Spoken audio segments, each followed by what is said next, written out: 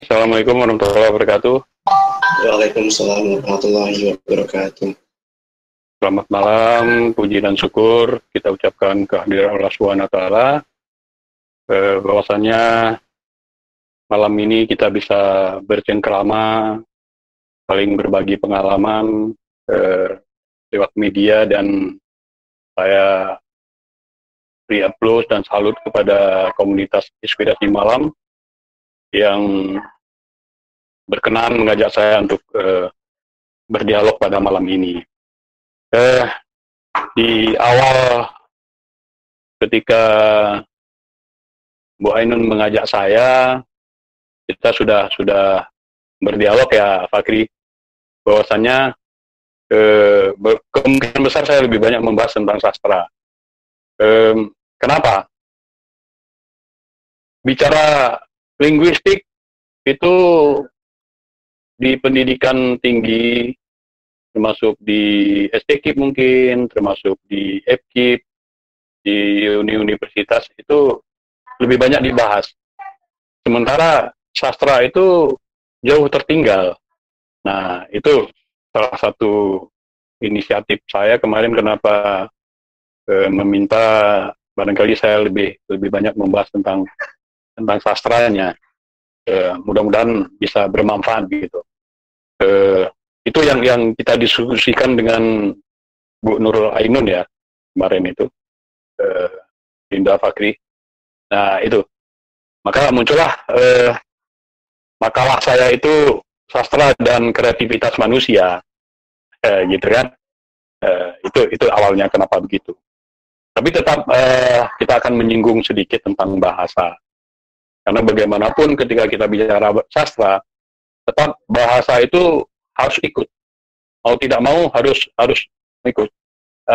Seorang sastrawan, seorang penulis, tentu keterampilan berbahasa itu sangat penting. Nah, kuncinya di sana gitu.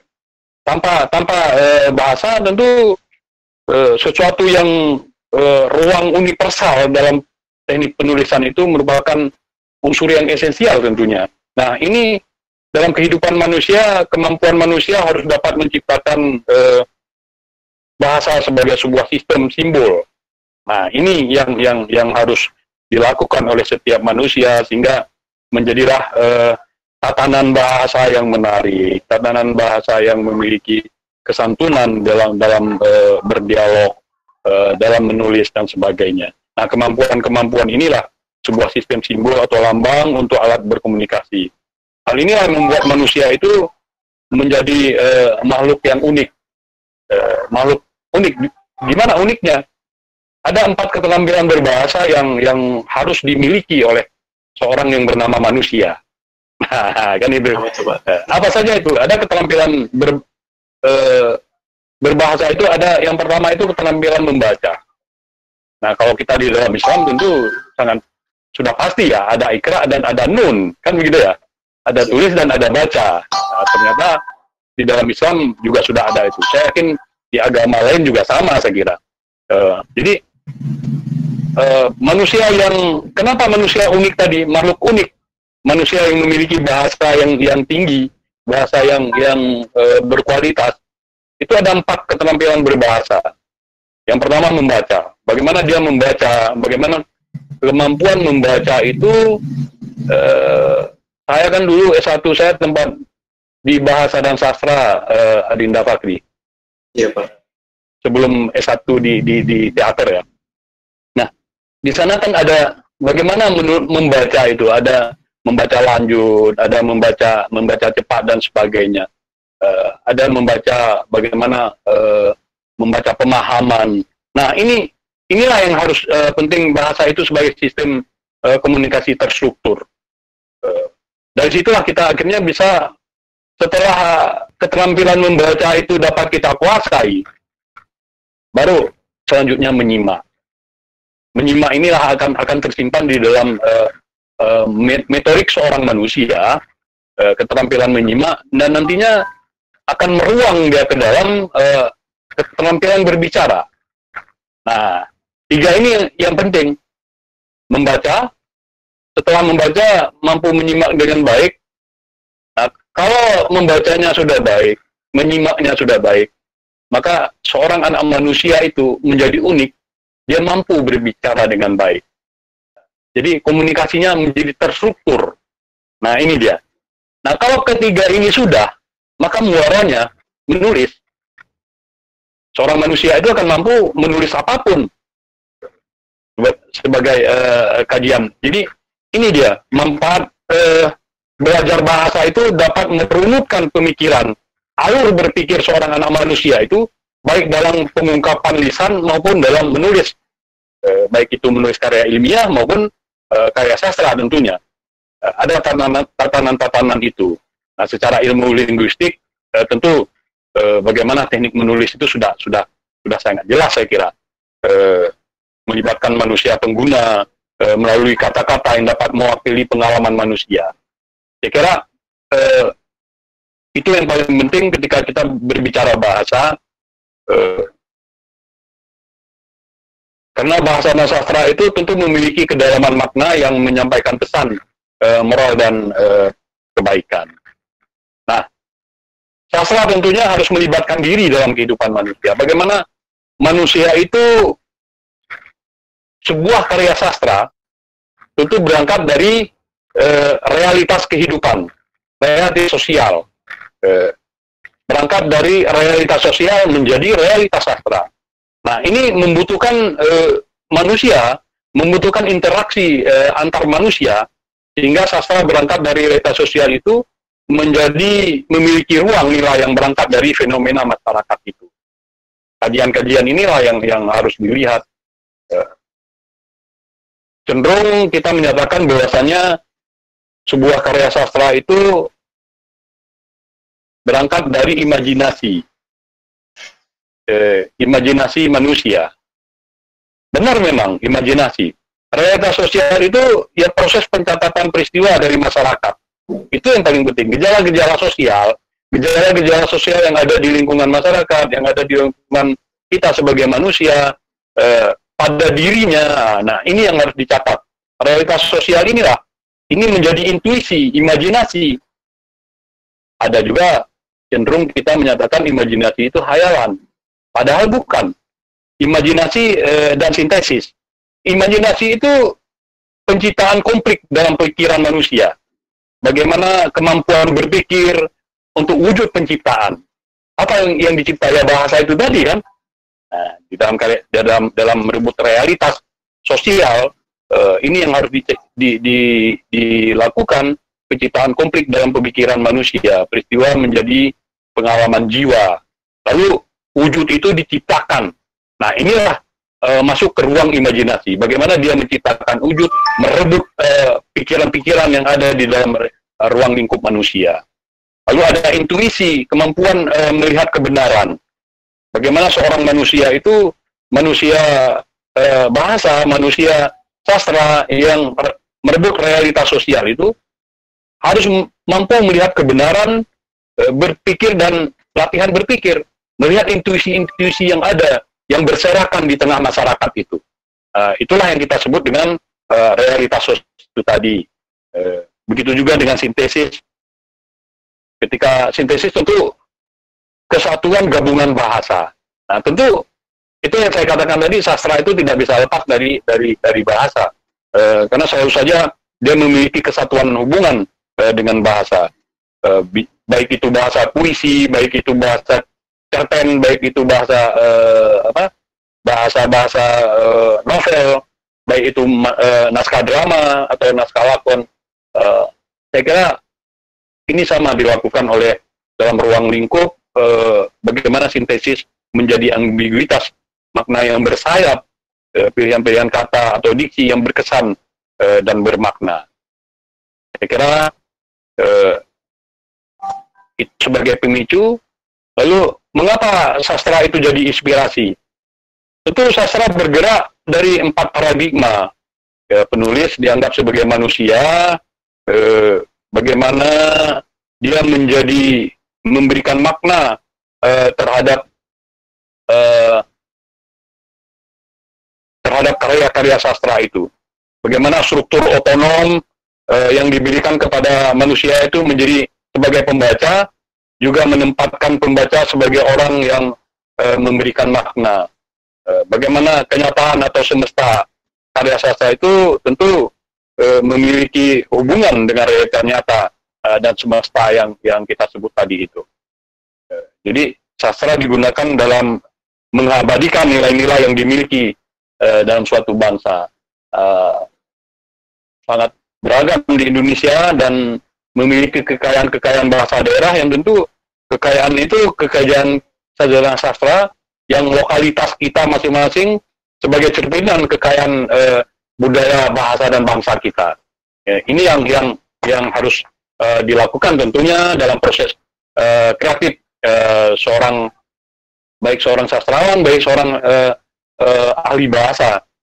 Lalu ada manfaat tidak bahasa dan sastra itu bagi proses pembelajaran kita? Tentu dia menjadi medium didaktis, menjadi media pengajaran tentunya yang bersifat mendidik, karena di dalamnya mengandung unsur kebaikan dan kebenaran. Sementara di samping itu memiliki nilai keindahan bagi pembacanya ketika kita melihat secara estetis. Banyak hal yang meruntuhkan pemikiran, alur pemikiran, atau medium moralitas yang mengandung nilai-nilai moral. Tentunya menjadi pembelajaran moral, pengajaran itu menjelaskan tentang baik dan buruk, benar dan salah. Begitu juga dengan medium religiusitas. Bagaimana penyampaian religiusitas seseorang, ketuhanan tentang kepada pembaca, hal ini selalu digambarkan dalam sebuah manfaat belajar dalam proses bahasa dan sastra. Jadi boleh jadi juga menjadi medium hiburan, memberikan ruang-ruang hiburan kepada pembaca. Jadi kita sering ketika kita bicara bahasa, tentu adik-adik semua, ibu-ibu, abang-abang, bapak-bapak, ketika kita belajar bahasa dan sastra itu prosesnya ketika menuju ke penulisan, cenderung sering kita lupa bahwasanya ketika kita menulis karya tulis ilmiah itu misalnya, padahal hari ini diminta kita untuk menulis satu kalimat itu 7 kata minimal, lalu maksimal 3, satu paragraf itu maksimal minimal 3 kalimat. Nah, ini cenderung nih, kalau kita melihat dalam menulis skripsi dan sebagainya, ini cenderung terlupakan. Sehingga ada masa satu kalimat ya, Pak Kria, bisa satu paragraf, bisa 1 kalimat. Ini kan menjadi aneh ya.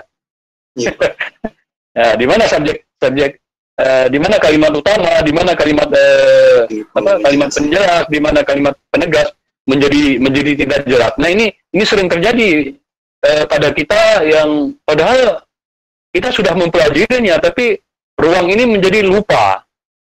Ini cenderung terjadi. Saya kira begitu. Lalu kenapa saya memberikan gambaran ada proses bahasa dan sastra seperti ini seharusnya? Dinda Fikri bisa dilihatkan di halaman berapa itu?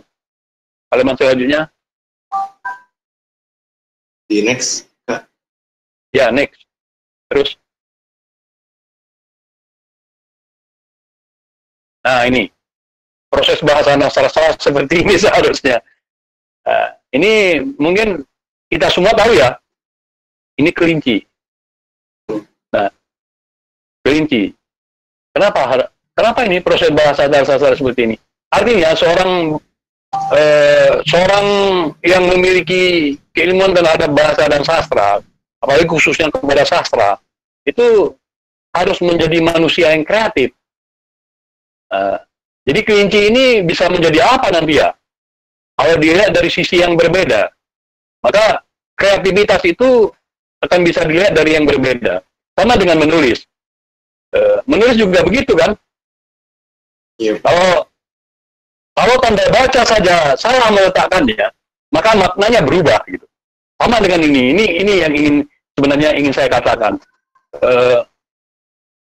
Ada kalimat begini, kucing makan tikus mati di dapur. Sederhana ya kalimat itu. semua kita bisa paham ya Pak Giri ya. Tapi ketika meletakkan tanda baca yang berbeda, maka makna yang ingin kita sampaikan mungkin tidak sampai kepada pembaca. Kucing, makan tikus mati di dapur. Satu maknanya ya, kucing, semua kita tahu itu. Saya tidak perlu menjelaskan. Kucing makan, tikus mati di dapur. Berubah maknanya. Kucing makan tikus, mati di dapur. Kucing makan tikus mati di dapur. Hanya satu kalimat dan satu tanda baca yang kita lupa mungkin meletakkannya. Nah, maka maknanya tidak sampai kepada pembaca. Itu sederhana kan? Bagaimana dia menjadi sebuah sistem komunikasi yang terstruktur kalau kita sebagai penulisnya salah meletakkan tanda bacanya. Nah, disinilah kita harus kreatif, artinya harus sampai apa yang ingin kita sampaikan. Sama dengan ini ketika kita melihat ini kelinci. Tapi kalau kita lihat kelinci dari sisi lain, next Pak Kri, ya bisa berubah ya. Bisa berubah dia. Kalau kita lihat dari sisi lain. Nah, seorang penulis harus begitu. Orang yang memiliki ilmu bahasa harus begitu. Jangan menjadi kaku ilmu bahasa itu gitu. Saya kira harus kreatif, harus bisa melihat dari sisi apa. Nah, itulah. Ya, ini lagi, coba kita lihat lagi. Nah, ini kuda, kita semua tahu. Apakah kita harus melihat itu kuda saja gitu? Kalau kita tidak kreatif ya kuda sampai mati gitu. Tapi kalau kita ingin melihat dari sisi lain, maka dia bisa berubah. Gitu. Nah, saya kira ilmu bahasa juga harus begitu. Harus kita sebagai pengguna bahasa, sebagai sastrawan atau sebagai penulis harus kreatif. Sehingga ketika kita melihat kita bisa menjadi apapun. Kata batu sampai kapanpun dia menjadi batu. Tapi ketika batu itu menjadi kalimat dengan pilihan diksi yang lain, pilihan kata yang lain, dia akan kaya makna. Sama dengan ini gitu. Coba kita lihat. Next, Pak Giri. Nah, dari sisi yang lain tadi kita lihat. Nah, dia menjadi kodok. Nah, simbol-simbol seperti ini tidak hanya pada gambar kan simbolnya. Seharusnya pada bahasa lebih besar simbolnya. Lebih banyak simbolnya yang kita pergunakan. Saya kira untuk sementara dari saya itu Adinda Fakri, mudah-mudahan selanjutnya kita dapat melakukan diskusi. Oke. Baik Pak, terima kasih atas pemaparan materinya. Cukup membuka wawasan kita bahwa melihat sesuatu itu tidak harus dari satu sudut pandang. Bahkan menjadi berbeda pun terkadang bukanlah hal yang buruk ya teman-teman. Nah, sebelum itu saya izin bertanya Pak. Terkait menulis. Jadi kan ketika kita membuat sebuah karya tuh secara umum saya melihat bahwa hampir semua alur atau tema atau pencerita memiliki kemiripan. Namun permasalahannya agar tidak menjadi sebuah plagiat atau plagiarisme, maka kita harus bisa menampilkan kebaharuan atau yang menjadi pembeda dari karya-karya orang sebelumnya. Yang mana mirip kan karya yang sekarang ini adalah pengembangan atau modifikasi dari karya-karya sebelumnya. Nah, pertanyaan saya Pak, bagaimana cara kita menampilkan pembaharuan yang dapat dinilai sebagai karya, Pak? Karena jika kita hanya sekedar menulis, semua orang bisa. Namun, apa yang bisa menjadikan sebuah tulisan itu menjadi sebuah karya, ya, Pak? Ya, terima kasih, Pak Kri. Ketika kita bicara karya, ketika kita bicara tema, tentu tema ini sepanjang hayat kita nanti itu tetap manusia dengan manusia, manusia dengan lingkungannya, manusia dengan Tuhannya, manusia dengan dirinya, kan gitu ya. Temanya tidak jauh dari situ. Sampai sepanjang hidup kita nanti tetap itu yang apa. Lalu alur tema memiliki kemiripan. bahasa saja memiliki kemiripan kan. Semua A sampai Z itu bagaimana coba? Nah, di mana letak perbedaannya? Bagaimana kita merebut tema kan gitu, merebut gagasan. Nah, itu yang paling penting. Bagaimana gagasan kita itu menjadi sebuah gagasan yang berbeda dengan yang lain. Lalu bagaimana gagasan itu kita garap, kan gitu. Kita garap, kita tulis dengan menjadi sebuah kebaruan. Ada, kalau kita merebut gagasan yang berangkat dari siapa saja bisa gagasan itu. Dalam diri kita itu ada tema, ada gagasan yang bisa kita rebut. Berapa banyak pengalaman-pengalaman pribadi kita dalam hidup kita yang tidak kita tulis. Saya yakin sangat banyak. Ya, dalam diri Fahri, saya kira dari kecil sampai hari ini, berapa banyak pengalaman yang paling menyedihkan. Sangat banyak, saya yakin itu. Berapa banyak pengalaman yang paling menyenangkan. Berapa banyak pengalaman yang bahagia, dan sebagainya. Sangat banyak. Berapa banyak, muncul pertanyaan baru, berapa banyak yang telah ditulis pengalaman itu. Nah, ketika masuk ke sini mungkin semua kita masih berpikir belum gitu kan. Nah, ketika saya mengajar di kelas, mudah-mudahan di kelas ini tidak ada gitu ya. Saya tanya ke mahasiswa saya itu, Anda satu hari baca buku berapa? Baru menunduk semua kan. Nah, tadi itu keterampilan membaca tadi kan. Jadi ada yang hanya satu lembar pun tidak sampai untuk membaca. Nah, bagaimana dia bisa menjadi lebih hebat gitu kan? Nah, lalu muncul pertanyaan baru, berapa buku yang Anda punya di rumah? Kan gitu kan? Nah, sama dengan ini nih. Nah, itu dulu yang pertama. Pengalaman kita banyak, belum lagi yang di ruang lingkungan kita. Menuliskan pengalaman pribadi kita saja itu sangat banyak dan belum tertulis. Lalu apakah nanti plagiarisme? Saya kira tidak. Bagaimana menampilkan kebaruan pikiran-pikiran yang ada dalam diri kita itu harus kita tuliskan. Bahasa itu milik semua kita, kan gitu ya. Kata milik semua kita. Lalu bagaimana merangkum kata, membuat kata-kata itu menjadi kalimat, lalu menjadi paragraf. Nah, di sanalah milik kita. Di situlah letak perbedaannya yang punya kita dengan punya yang lain, kan gitu. Jangan. Nah, yang paling penting, kenapa cenderung plagiat itu karena ketika kita sedang menulis, kita membaca tulisan orang lain yang mirip dengan gagasan kita. Nah, lalu kita katakan, ini bagus ya. Yang kalimat ini bagus, pindah dia, ya kan?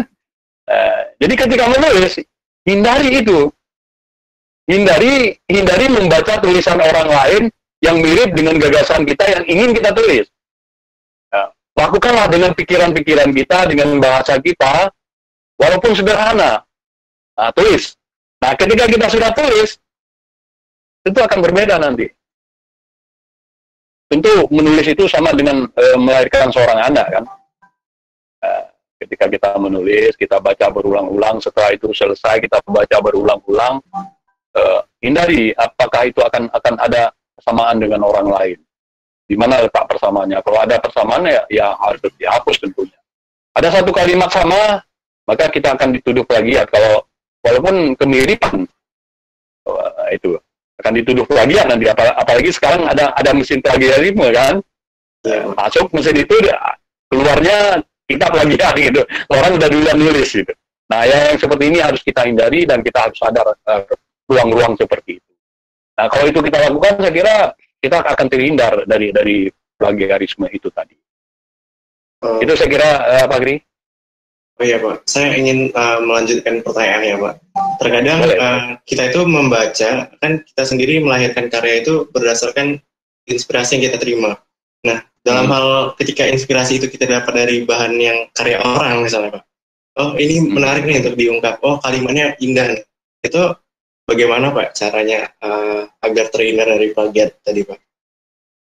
Ada, kita menemukan inspirasi, tapi inspirasi itu mungkin milik orang gitu kan.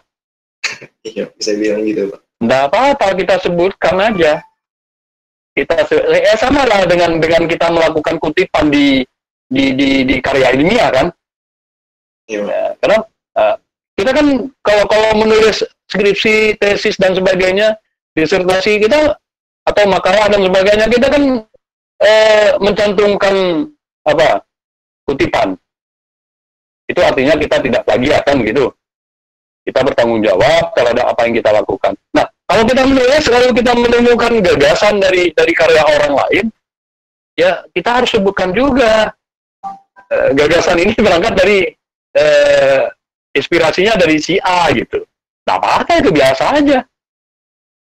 Dan yakin justru yang memiliki inspirasi itu nggak minta bayaran kok, nggak ada masalah saya kira. Nah, yang seperti itu yang harus kita pahami saya kira. Oke, baik Pak, terima kasih atas jawabannya. Sangat memuaskan ya teman-teman. Oh ya, karena ini sudah ada yang mau bertanya Pak, saya langsung persilahkan kepada Muhammad Arif. Silakan kepada Kak Muhammad Arif.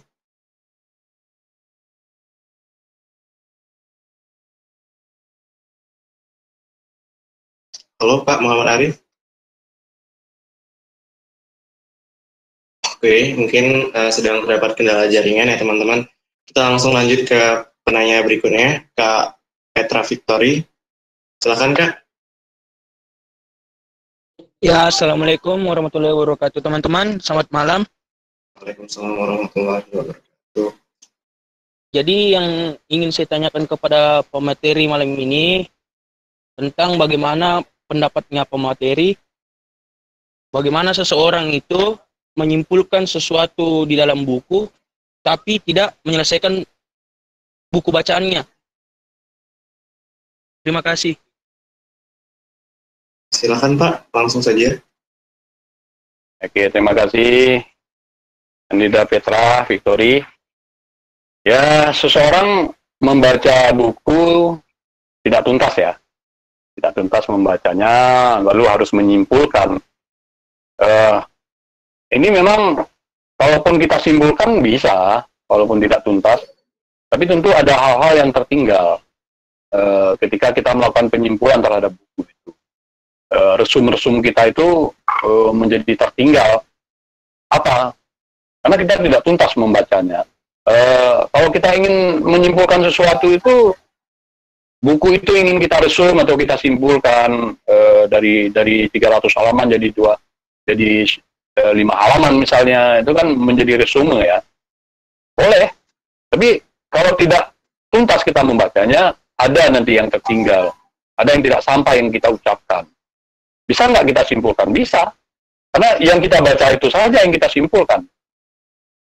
Barangkali nanti ada yang sangat penting kan di dalam buku itu yang kita luput membacanya, lalu tidak tersimpulkan. Nah, ini yang bahayanya. Kalau buku tidak tuntas kita bacakan. Kalau boleh tidak kita simpulkan, boleh. Hanya saja itu saja. Ada yang tidak tuntas, ada yang tidak sampai. Justru nanti yang punya buku bisa marah kita kan. Ada yang hilang gitu. Justru apalagi kalau yang hilang yang paling penting kan. Boleh jadi di halaman terakhir ternyata itu pendapat penulis itu yang paling penting. Nah, kita luput pula yang itu yang kita baca lalu kita simpulkan. Nah, ini bisa dibaca pula oleh penulisnya. Nah, ini bisa menjadi polemik panjang nanti kan. Saya yakin itu bisa jadi polemik panjang karena ada yang tidak sampai. Wah, ini tidak yang seperti saya inginkan. Yang saya inginkan sebenarnya ini gitu. Nah, itu yang Adinda Petra saya kira itu yang harus kita pikirkan kalau kita tidak membacanya sampai tuntas. Saya kira perlu membaca buku itu sampai tuntas, barulah kita harus melakukan simpulan atau resume dan sebagainya. Begitu saya kira Petra dan Adinda Fakri.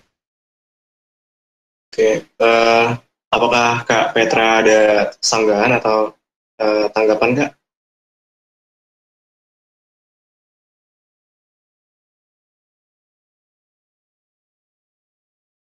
Halo Kak Petra. Oke. Jadi begitu ya teman-teman. Kalau kita membaca tidak sepenuhnya, mungkin pemahaman kita hanya sepotong-sepotong. Ada bagian yang seharusnya kita paham atau bagian penting atau inti justru tidak kita dapatkan. Langsung saja kita lanjut ke pertanyaan berikutnya, Kak Vicky Holidi. Silakan Kak. Assalamualaikum warahmatullahi wabarakatuh. Waalaikumsalam. Maaf Pak, ingin bertanya Pak tentang Boleh, silakan. persepsi tadi ya, atau mungkin pandangan tentang persepsi tadi, yang pandangan tadi Pak, kan tiap penulis atau mungkin sastrawan itu kan memiliki banyak persepsi apa ya, kayak tadi seperti gambar kelinci bisa dijadikan gambar bebek, dan kuda bisa jadi gambar kodok. Nah, dalam hal ini otomatis kan apa yang dituangkan penulis dalam novel atau dalam penulisan itu kan bisa jadi multi tafsir. Nah, pertanyaan saya, bagaimana kita sebagai pembaca gitu ya Pak ya, agar bisa memahami apa yang digiring oleh penulis seperti itu, atau apa yang ingin digambarkan sama penulis gitu, agar kita sampai kepada maksud dari penulis itu. Itu yang pertama Pak. Kalau yang kedua dari sisi penulis sendiri Pak ya, seandainya kita ingin menulis sebuah novel, bagaimana agar kita bisa menggiring persepsi pembaca itu sesuai dengan apa yang kita inginkan, seperti itu Pak. Oke. Mungkin itu Pak pertanyaan dari saya. Assalamualaikum warahmatullahi wabarakatuh. Waalaikumsalam. Silakan Terima Bapak. kasih. Ya, terima kasih Fikri. Adinda Fikri, saya kira apa yang dituangkan penulis itu benar, multi tafsir. Makanya kita memunculkan gambar tadi itu sesungguhnya menggiring persepsi kita seperti apa. Lalu bagaimana kita bisa tahu? Tentu kita harus membaca. Yang pertama itu, makanya membaca sebuah karya sastra itu kita kan harus melihat biografi si penulis. Lalu pada tahun berapa karya itu ditulis. Itu kan point of view itu sangat penting. Sudut pandang. Sehingga dari itu kita bisa tahu sudut pandang si pengarang kan. Sudut pandang pengarang itu paling penting untuk kita lihat. Nah, setelah kita tahu sudut pandangnya, itu bagaimana filosofi hidup si penulis itu tadi. Bagaimana tantangan dia dalam proses menulis itu seperti apa. Nah, barulah setelah itu pada tahun itu peristiwanya apa. Baru kita kaitkan dengan karya itu sendiri. Apa yang ingin disampaikan oleh si penulis, apa yang ingin dituangkan oleh si penulis tadi. Tapi karena sebuah karya sastra itu memiliki makna yang membias, itu tidak akan pernah sama dengan apa yang ingin yang pemahaman. Karena kita suka pada sebuah karya sastra, di dalamnya sudah pasti sudah ada pengalaman empirik si pembaca. Pengalaman pribadi si pembaca ada di dalam karya itu. Karena itulah kita suka pada sebuah karya sastra itu. Sehingga kita membacanya sampai tuntas, dan kita sudah punya pemahaman tersendiri terhadap karya sastra itu. Dan itu sah. Jadi tidak harus sama dengan seperti apa yang diinginkan oleh si penulis. Kalau sama, saya kira justru itu kurang tepat gitu. Sebuah karya sastra itu biasanya selalu memiliki makna yang membias. Di makna yang membias itulah yang akan berbeda apa yang Adinda Vicky Holidi tadi merasakan dengan saya merasakan di dalam sebuah karya sastra, atau Adinda Fikri merasakan, itu pasti berbeda. Jangankan itu, saya waktu kecil SD membaca puisi Khairil Anwar, Cintaku Jauh di Pulau, misalnya gitu ya. Lalu saya SMP sudah mulai puisi saya dimuat di media. Di SMP itu saya baca puisi itu lagi, maknanya berubah ketika waktu SD saya membaca. Lalu ketika saya sekolah di SMA, berubah lagi maknanya ketika saya membaca puisi itu lagi. Lalu ketika saya kuliah di Epik Bahasa dan Sastra Indonesia, yang setiap hari kebetulan saya memilih minatnya sastra, itu setiap hari kita mengkaji sastra, ternyata sastra berubah lagi gitu. Berubah lagi. Maknanya terus berubah. Kemarin kita membahas itu di puisi itu lagi di ruang diskusi di komunitas saya. Nah, maknanya berubah lagi. Satu karya sastra dengan usia yang berbeda, itu bisa berubah maknanya. Apalagi dengan manusia yang berbeda. Nah, begitu. Begitu, Adinda, saya kira. Nah, ketika kita bicara kalau kita menjadi penulisnya seperti apa? Kalau kita menjadi penulis novel, lalu apa yang harus kita sampaikan? Nah, di dalam sebuah karya prosa itu ada pemaparan maksud saya, pemaparan pikiran di dalam novel itu. Bagaimana memulih di dalamnya terdapat deretan peristiwa itu yang harus kita tandai, yang harus kita lukiskan. Ada kesatuan ruang dan kesatuan waktu barangkali yang boleh kita jadikan gambaran melalui deskripsi atau dialog antar tokoh mungkin. Bila hanya ada tindakan namun tidak ada ruang, maka itu tentu justru menjadi tidak dapat dipahami oleh si pembaca.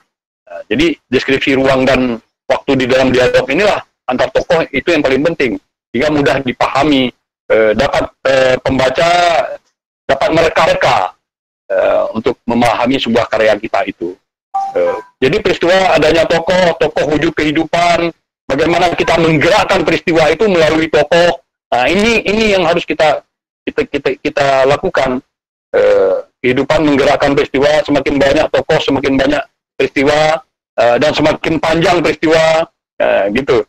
Peristiwa yang menumbuhkan plot cerita tentunya. Lalu di dalam peristiwa dan tokoh, ada tokoh yang harus kita fiktifkan mungkin. Jadi secara umum saya kira ketika kita menulis prosa itu yang harus kita lakukan, sehingga bagaimana untuk karya sastra kita memulainya dengan narasi atau memulainya dengan dialog, boleh gitu. Nah, ini yang harus kita lakukan. Saya kira itu sementara, Adinda. Terima kasih. Baik Pak, terima kasih. Apakah untuk Kak Vicky ada tanggapan, Kak? Kalau dalam hal ini Pak, kalau dalam hal penggambaran latar misalkan ya Pak ya, kan misalkan di pedesaan atau mungkin di perkotaan kan mungkin ada beberapa yang harus kita jabarkan, kita gambarkan agar terbayang gitu, karena kan namanya kayak sastra kan abstrak ya Pak ya, jadi tidak seperti video atau seperti gambar foto gitu Pak.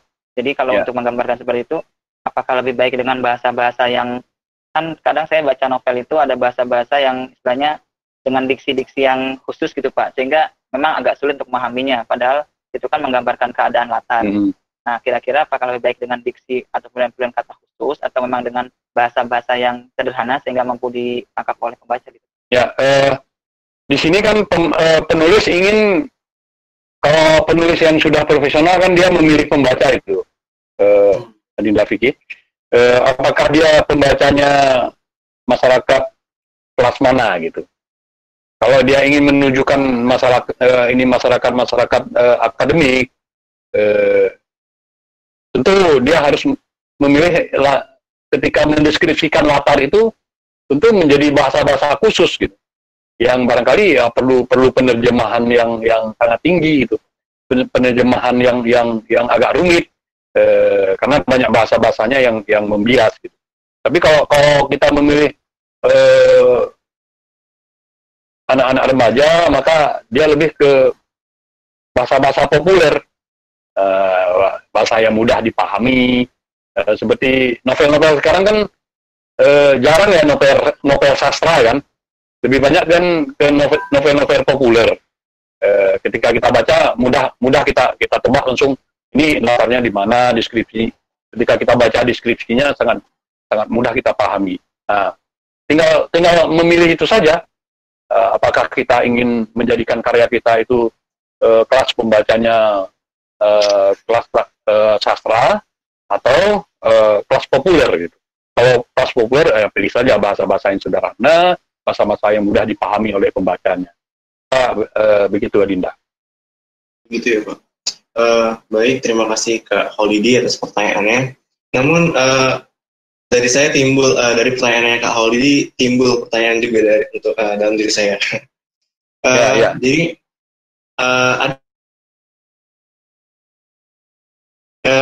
apakah puisi yang baik itu adalah puisi yang sulit dimengerti, Pak?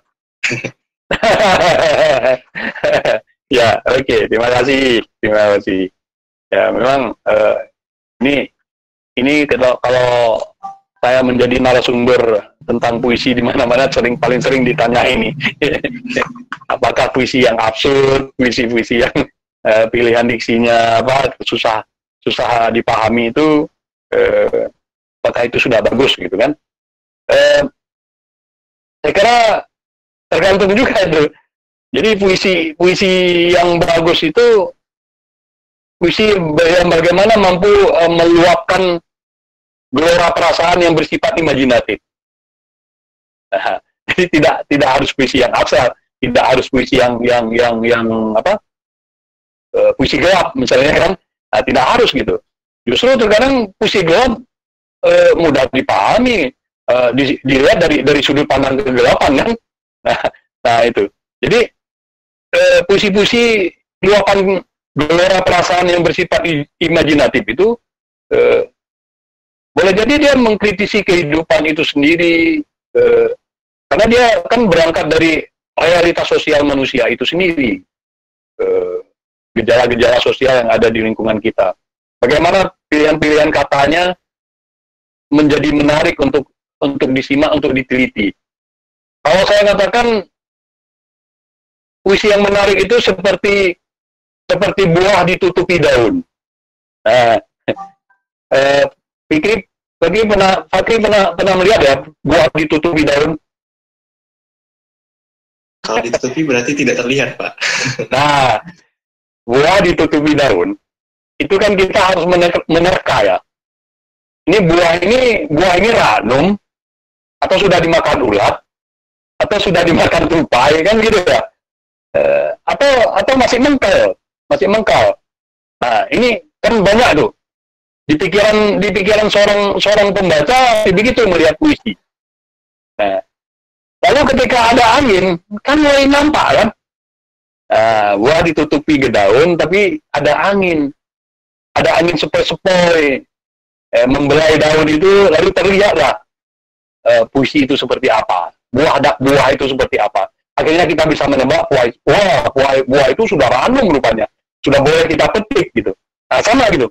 Puisi kalau menurut saya misalkan begitu, seperti buah ditutupi daun yang ada angin sepoi-sepoi. Artinya puisi yang baik itu puisi yang harus kita baca berulang-ulang, harus terus berulang-ulang kita baca agar kita dapat memahami apa maknanya.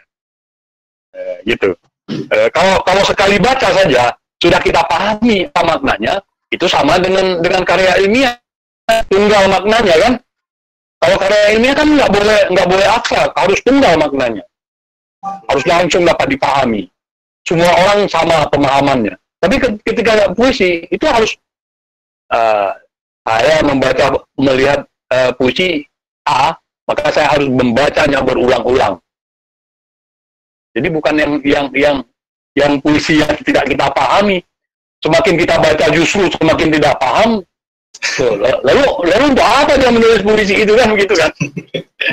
Untuk apa puisi itu tidak bisa dipahami oleh manusia lain?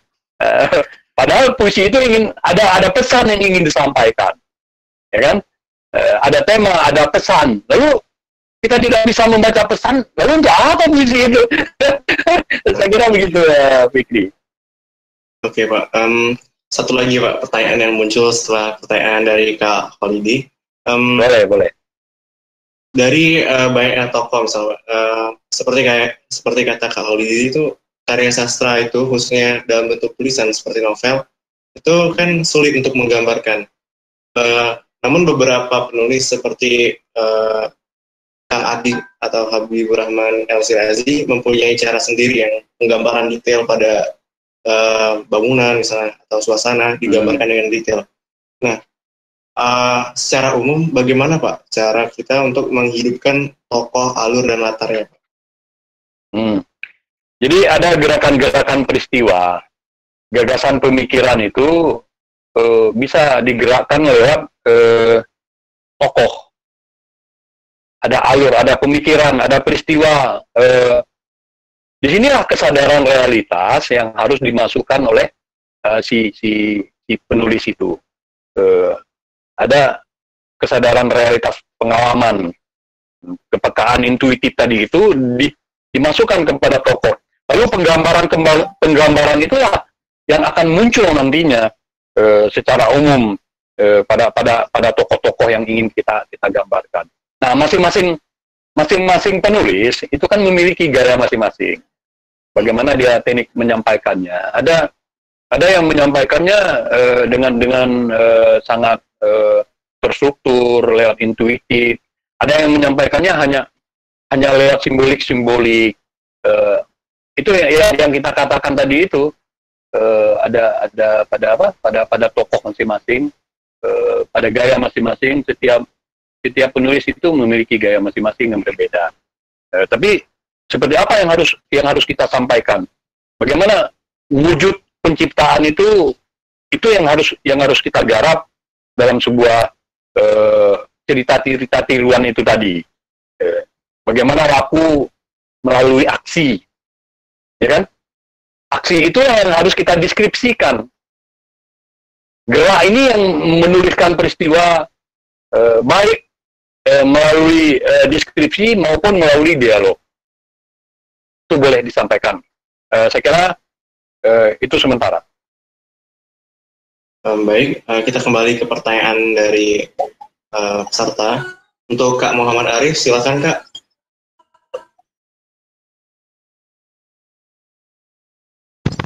Baiklah, terima kasih. Assalamualaikum warahmatullahi wabarakatuh. Waalaikumsalam. Waalaikumsalam warahmatullahi wabarakatuh. Perkenalkan Pak, nama saya Lulu Fahrunisa. Sebelumnya saya ingin berterima kasih kepada Bapak atas materi pada malam hari ini, benar-benar menginspirasi kami anak-anak yang ingin menulis dan ingin menerbitkan karya kami sendiri Pak. Tapi Pak, ada beberapa pertanyaan nih Pak yang cukup menghantui pikiran saya. Iya. Yang pertama itu begini Pak, kalau kita ngomongin sastra atau ngomongin bahasa, pasti dalam pemikiran anak muda itu adalah sesuatu yang lumayan membosankan.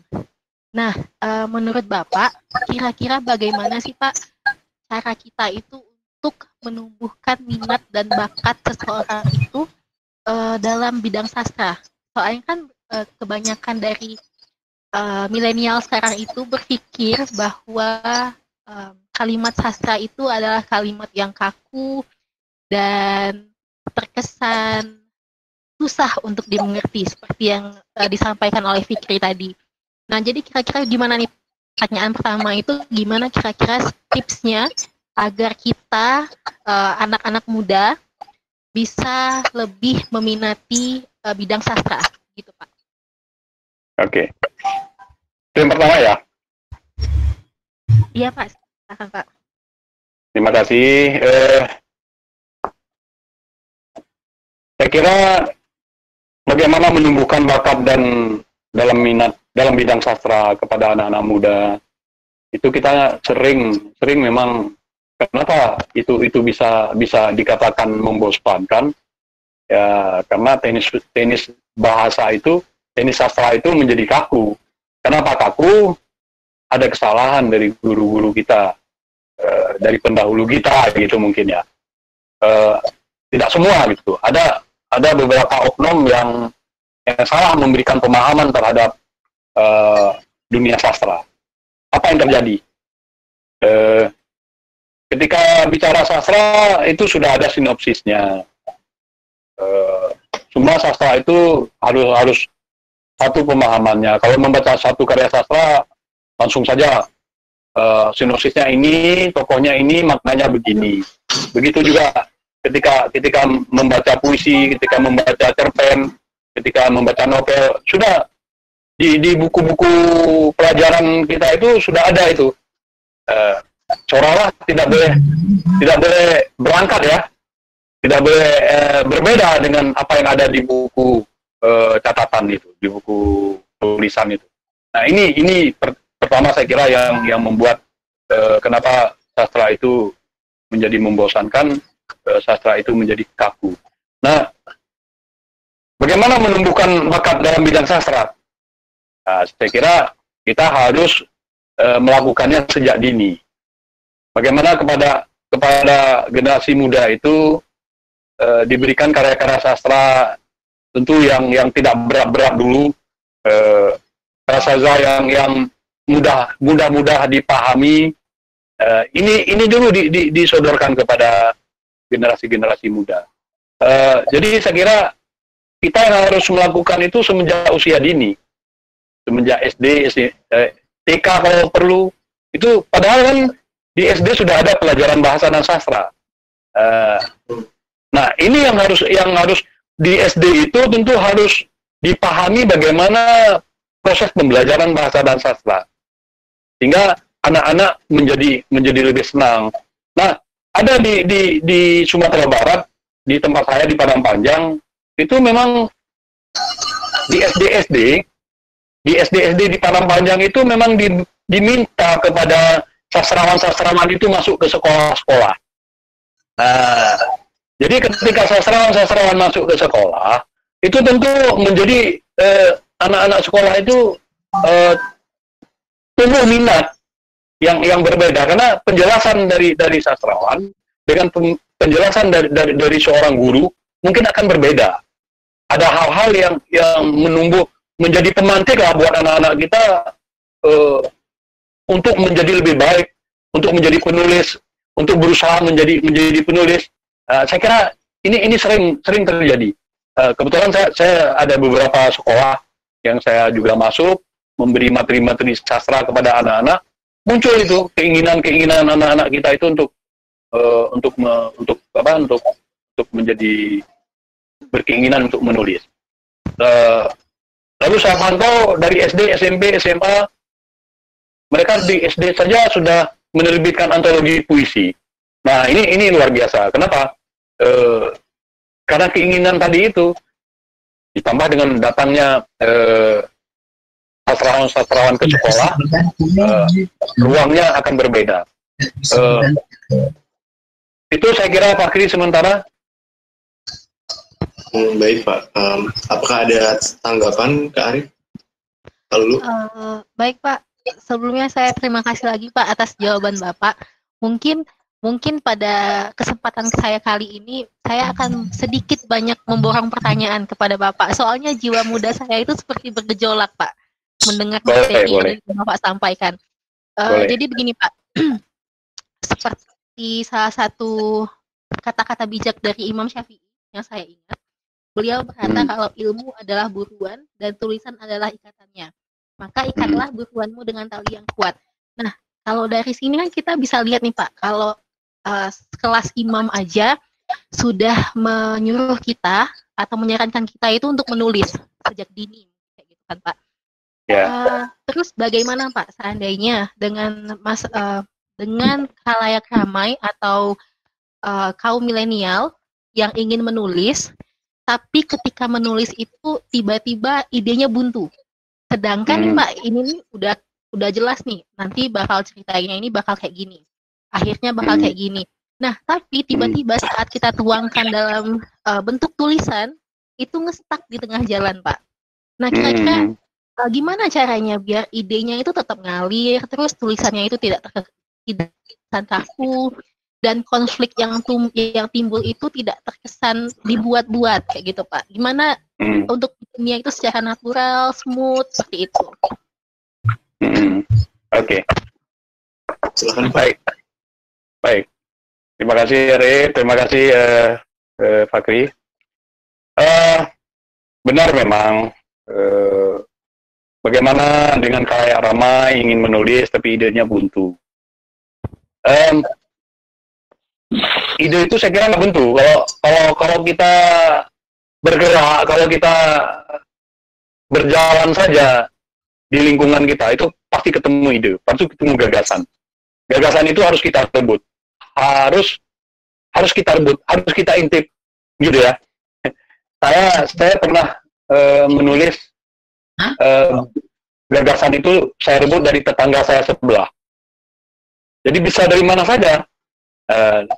Tetangga sebelah saya itu setiap hari berantem. Ketika saya pernah kuliah di Solo, saya kuliah di Solo dulu ketika S3, ribut aja, berantem aja mereka. Nikmat saya dengar itu. Nah ini harus saya rebut, apa yang terjadi di sebelah itu harus saya rebut. Gagasan itu gagasan buat saya. Gitu ya, Pak Giri ya. Saya rebut, saya tulis. Gagasan itu saya buat jembatan keledainya, bagaimana temanya, apa tokohnya, bagaimana peristiwanya, ya. Itulah agar ide itu tidak buntu harus kita buat begitu. Kalau itu sudah, kita mulai menulis. Kalau ketika sedang menulis itu terhenti, tutup saja laptop, pergi. Nah, kalau saya begitu kalau menulis, tutup saja laptop, pergi. Jangan dipaksa. Kalau dipaksa pasti nggak bisa. Nah, kalau sudah pikiran itu kembali ke laptop, nulis lagi. Jembatan keledai kan sudah kita tulis. Apa saja yang ingin kita garap. Kalau kita nulis cerpen, novel atau puisi kan sudah ada itu. Tinggal kita ulang lagi. Lanjutkan. Nah, kebiasaan kita kenapa buntu? Baru satu paragraf kita tulis, kita baca lagi berulang-ulang ke atas. Ketika kita baca ke atas, itu biasanya untuk selanjutnya terhenti itu. Nah, sebaiknya jangan baca yang ke atas. Ketika kita menulis, tulis terus. Ketika berhenti, tutup, pergi, jalan-jalan, refreshing, kembali lagi, tulis lagi, lanjutkan. Nah, setelah itu jadi baru kita revisi. Jangan merevisi tulisan ketika sedang menulis. Nah, itu cenderung seorang penulis pemula ini cenderung begitu, merevisi tulisan ketika dia sedang menulis. Nah, bahaya itu, nggak akan jadi tulisan itu. Tapi ketika kita menulis, tulis saja dulu apa yang ada dalam pikiran kita. Tapi ketika dia sudah jadi, barulah kita revisi. Kita revisi menjadi lebih baik, lakukan perenungan terhadap tulisan itu. Itu yang harus dilakukan. Jadi gara-gara hanya melempar piring, itu bisa menjadi gagasan. Jadi ide itu nggak akan buntu kalau kita lakukan seperti itu. Begitu saya kira, Adinda. Kalau masih ada, bagaimana? Saya. Oh iya Bu, silakan pada Ibu Indrawati Selayar. Silakan. Baik, Assalamualaikum warahmatullahi wabarakatuh. Terima kasih atas kesempatannya. Saya ingin menanyakan tentang sudut pandang, point of view. Bagaimana kira-kira strategi yang kita gunakan untuk memutuskan memilih sudut pandang 1, 2, atau 3 itu dalam sebuah karya sastra. Lalu, apakah dalam sebuah karya sastra itu kita bisa menerapkan lebih dari satu sudut pandang atau cukup satu saja? Saya kira itu saja, Pak. Terima kasih.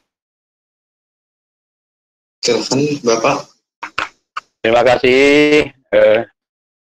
Bu Indrawati. Sudut pandang ketika bagaimana strateginya? Strateginya bagaimana kita melihat gagasan itu ketika gagasan sudah kita temukan, lalu kita memberikan sudut pandang apa terhadap gagasan yang ingin kita gagas itu. Kalau itu sudah ketemu, strateginya seperti apa? Kalau kita melihat ada piring yang terbang di tetangga sebelah, Lalu sudut pandangnya apa itu? Tentu ada keributan, ya kan? Ada keributan. Nah, ketika ada keributan, strateginya apa? Nah, buat saya sudut pandangnya itu kita bisa temukan lalu kita rebut menjadi sebuah sudut pandang. Kalau kita menulis cerpen, itu dia sudut pandangnya menjadi satu. Tapi kalau kita menulis novel, maka sudut pandangnya bisa banyak. Gitu Bu Indra. Lalu strategi-strategi seperti itu yang harus kita temukan dalam melihat sudut pandang.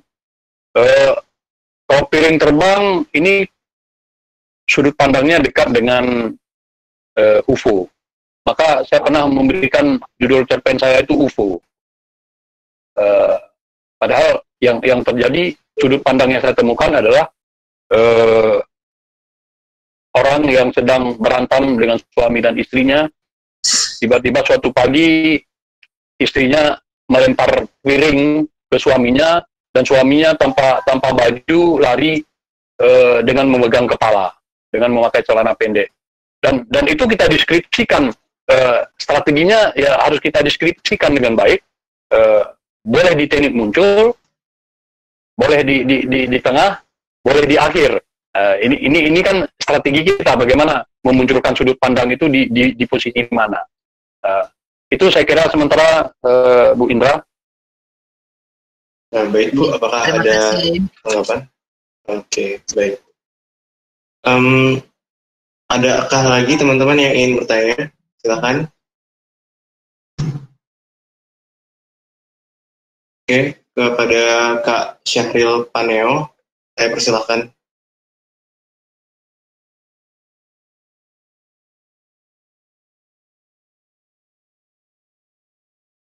Halo Pak Syahril. Ya, silakan Kak. Baik, bismillah. Assalamualaikum warahmatullahi wabarakatuh. Waalaikumsalam warahmatullahi wabarakatuh. Baik Pak, jujur saya tidak mengikuti kelas ini dari awal karena saya tadi kehabisan data, tapi alhamdulillah sudah mengisi lagi. Pertanyaan saya Pak, begini, saya pernah membaca sebuah tulisan seorang mahasiswa Fakultas Sastra di platform Terminal Mojok, bahwa di situ disebutkan bahwa di Fakultas Sastra itu, Fakultas Sastra tidak mencetak sastrawan, melainkan kritikus sastra. Dan para mahasiswa sastra hanya ditanyai oleh para dosennya tentang berapa banyak buku yang telah mereka baca pada hari itu, bukan tentang seberapa banyak karya yang mereka hasilkan. Nah, bagaimana pendapat Bapak tentang hal ini, tentang stigma dari mahasiswa sastra itu sendiri bahwa Fakultas Sastra itu tidak mencetak sastrawan, melainkan kritikus sastra. Terima kasih, Pak. Ya, terima kasih, sama-sama. Pak Syahril, saya kira Fakultas Sastra kan punya visi dan misi ya, masing-masing kampus kita. Tentu saya yakin punya visi dan misi. Ada mungkin kampus yang memang visi misinya bukan untuk mencetak sastrawan, tapi untuk melahirkan kritikus sastra atau ilmuwan sastra, kan gitu ya. Itu sastra saja saya kira. Stigma yang begitu ya kita harus melihat visi dan misi dari sebuah perguruan tinggi itu.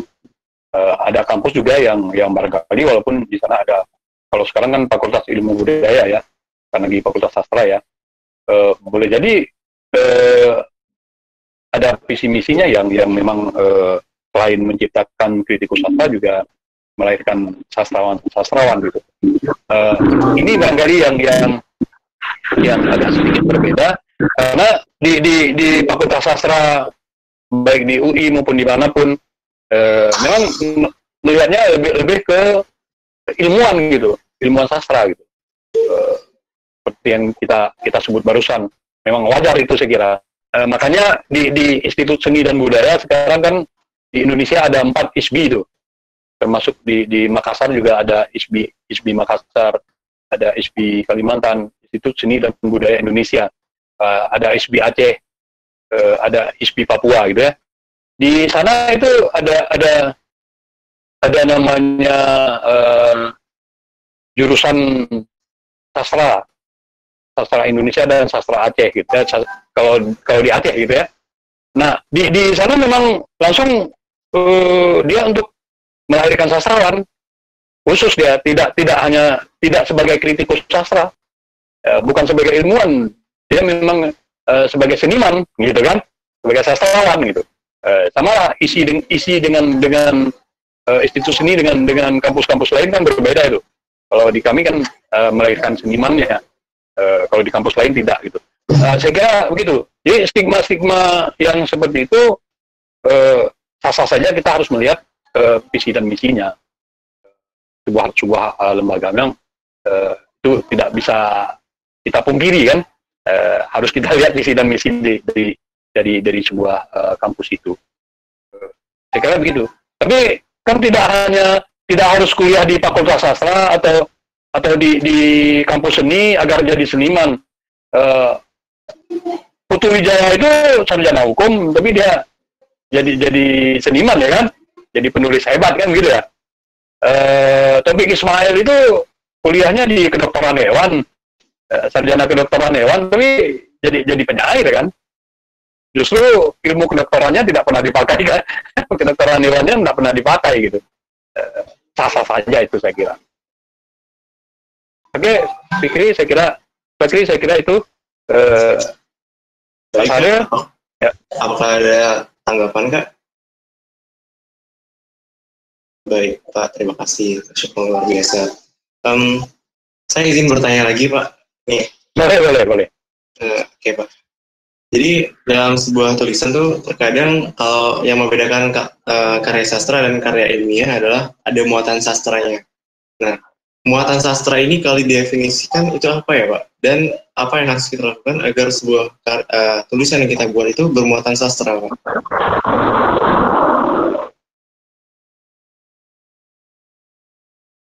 Muatan sastra ya. Ketika kita misalnya puisi lah, ketika kita melihat sebuah karya puisi, di mana letak perbedaannya dengan karya ilmiah? Kan jelas itu. Ketika kita melihat puisi ada muatan sastranya, tentu di mana ya, di kata-katanya kan. Bagaimana kata-katanya menjadi indah, menjadi maknanya membias, apa yang dikandungnya, kata terbaik dalam susunan yang terbaik, seperti apa dia menyusun sintesis dari peristiwa bahasa yang telah tersaring dari kemurnian berbagai proses jiwa, perenungan seorang penulis itu. Tapi kalau di karya ilmiah kan tidak gitu. Bukan perenungannya, tapi bagaimana kalimat utama, kalimat penjelas, kalimat penegas itu yang harus tepat. Kan gitu ya, subjek predikat kan gitu. Tapi ketika bicara bahasa puisi kan tidak harus itu, walaupun puisi itu tetap harus berangkat dari sebuah bahasa yang kuat.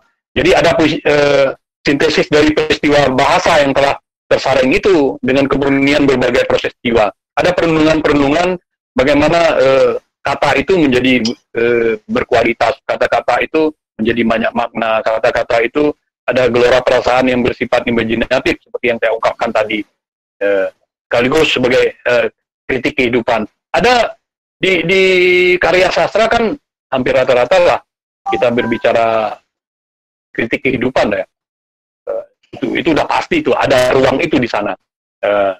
Itu pembedanya saya kira. Lalu ada intuisi, ada imajinasi di dalamnya yang boleh jadi dilebih-lebihkan. Jadi ada ruang realitas sosialnya 50% gitu kan, yang berangkat dari imajinasi kehidupan sehari-hari, dari gejala sosial yang kita temui, fenomena-fenomena sosial kan gitu. Sementara ada fenomena sastra, realitas sastranya 50% gitu.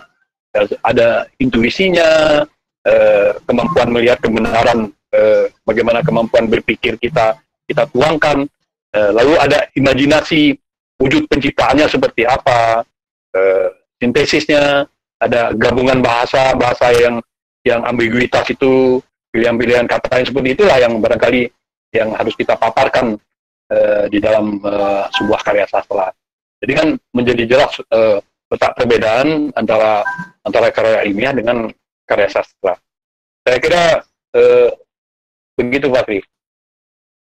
Baik Pak, terima kasih. Pada peserta, saya persilakan satu lagi seorang penanya.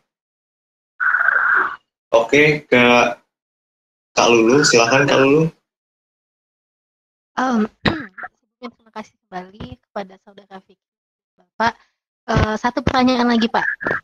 Ya. Bagaimana tips dari Bapak kira-kira untuk membuat suatu peristiwa dalam karya sastra yang kita buat itu menjadi lebih smooth Pak? Seperti perpindahan emosi atau perpindahan waktu dan tempatnya itu biar terkesan benar-benar smooth dan tidak kaku begitu Pak. Bagaimana kira-kira Pak? Terima kasih Pak. Ya. Ya, itu yang pertama itu kan di teknik mengangkat peristiwa ya di awal, lalu ketika proses pemindahan emosi, pemindahan tokoh, pemindahan peristiwa kecil yang ada bagaimana konfliknya, konflik itu yang harus kita ramu, yang kita susun menjadi sebuah medium struktur bahasa yang menarik gitu. Itulah kekuatan seorang penulis, masing-masing penulis yang berbeda. Lalu bagaimana dia menyusun gimmick-gimmick kecil itu menjadi sebuah kekuatan di dalam bahasa sastra tadi itu, menjadi bahasa khas kita yang kita miliki, sehingga muncullah gaya-gaya kita dalam menulis. Begitu. Tip-tip yang paling sederhana itu saya kira begitu.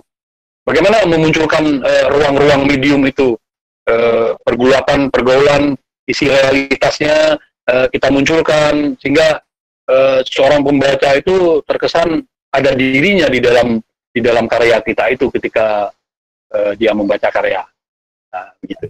Nah, kalau setiap pembaca kalau ketika membaca seolah-olah dirinya ada di dalam karya itu pasti dia merasa tertarik. Bagaimana kita menyusun itu? Deskripsikanlah itu dengan kemampuan berbahasa kita. Itu saya kira, Adinda Lulu. Baik, Kak Lulu, apakah ada tanggapan Kak?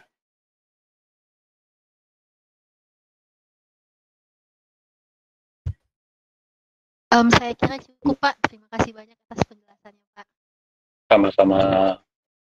Oke teman-teman. Sepertinya jika kita biarkan waktu ini terus, maka pertanyaan akan terus bermunculan. Namun sayangnya teman-teman, kita harus mengakhiri diskusi kita kali ini karena keterbatasan waktu yang kita punya. Dan untuk Bapak, apakah ada closing statement Pak? Ya, sedikit sederhana saja.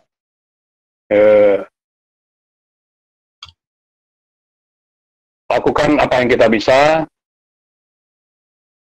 tulis, jangan gagasan itu hanya ada di pikiran, lalu terlalu banyak gagasan, tidak ada yang muncul untuk kita tulis. Apapun yang kita lihat, kita nikmati, kita rasakan, tulis. Nah, itu dia. Maka akan menjadi karya, mudah-mudahan berguna buat orang lain, berguna buat kita, berguna buat kehidupan. Tentu kalau berguna buat kehidupan menjadi pahala buat kita semua. Saya kira itu saja Adinda. Terima kasih atas pertemuan ini. Saya merasa bahagia bisa saling berbagi di sini. Itu saja. Wabillahi taufiq wal hidayah. Wassalamualaikum warahmatullahi wabarakatuh. Waalaikumsalam warahmatullahi wabarakatuh. Baik teman-teman, banyak yang telah kita bahas ya dari diskusi kita kali ini. Mulai dari puisi itu seperti buah ditutupi daun, kemudian kita juga membahas mengenai bagaimana menghidupkan karya sastra, cerita latar tokoh, kemudian bagaimana tulisan itu dapat menjadi karya, yaitu dengan cara dibaca berulang-ulang. Karena seperti kata Bapak tadi, karya itu tidak dilahirkan dari satu kali ya, namun karya itu dibuat seperti membesarkan seorang anak. Dilakukan berulang-ulang, dilakukan revisi berkali-kali sehingga bisa menghasilkan sebuah karya. Dan kita juga sudah membahas mengenai stigma masyarakat, apakah puisi yang baik adalah puisi yang sulit dimengerti. Namun ternyata di sini kita tahu bahwa bukan seperti itu cara pandangnya, namun kita harus melihat siapa yang ingin kita, pasar kita siapa. Lalu kita juga membahas mengenai perbedaan antara sastra dan karya ilmiah, yang mana ada muatan sastranya di sana yang membedakan. Lalu kita juga membahas mengenai transisi, bagaimana memindahkan ya, emosi satu ke emosi dua, peristiwa satu ke peristiwa dua, dan konflik satu ke konflik dua. Dan saya ingin mengutip sedikit nih, bahwasanya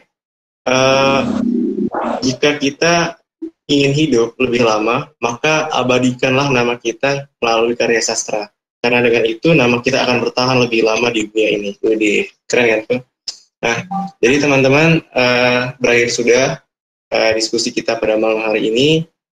Saya mengucapkan terima kasih sebesar-besarnya kepada Bapak yang atas ilmu yang bermanfaat dan telah bersedia meluangkan waktunya untuk acara ini. Terima kasih juga kepada teman-teman karena telah mengikuti diskusi ini dengan kondusif dari awal hingga akhir. Terima kasih pula kepada Pondok Sedekah, inspirasi kita, inspirasi update, anak-anak peduli, Muslimah Berdaya, dan Al-Abror selaku sponsor.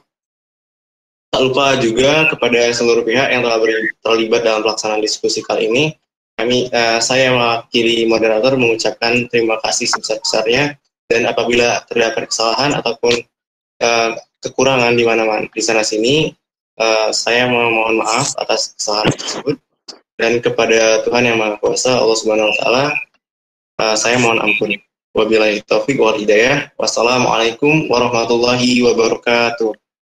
Waalaikumsalam warahmatullahi wabarakatuh. Sampai jumpa di diskusi berikutnya. Terima kasih Bapak. Sama-sama.